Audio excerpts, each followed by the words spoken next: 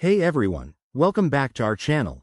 Today, we're tackling a common issue with KitchenAid wall ovens, specifically the F3E0 error code on 2025 models.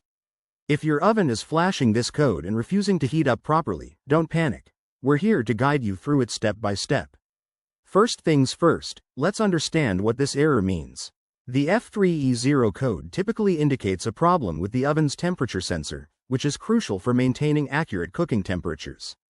This could lead to undercooked meals or safety hazards, so it's important to address it quickly. Now, what causes this error? It might be a faulty sensor, loose wiring connections, or even a glitch in the control board. Environmental factors like power surges or wear and tear over time can also play a role. To troubleshoot, start by unplugging your oven for at least 5 minutes to perform a reset. This simple step resolves the issue about 20% of the time. Next, if you're handy with tools, inspect the sensor located at the back of the oven cavity. Look for any signs of damage, corrosion, or loose wires. You can use a multimeter to test the sensor's resistance.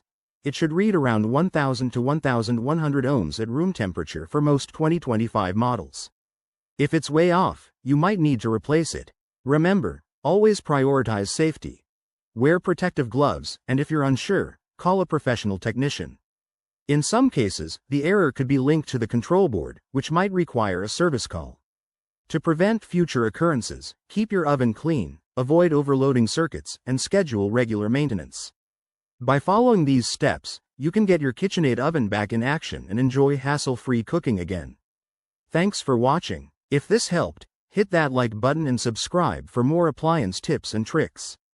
See you next time.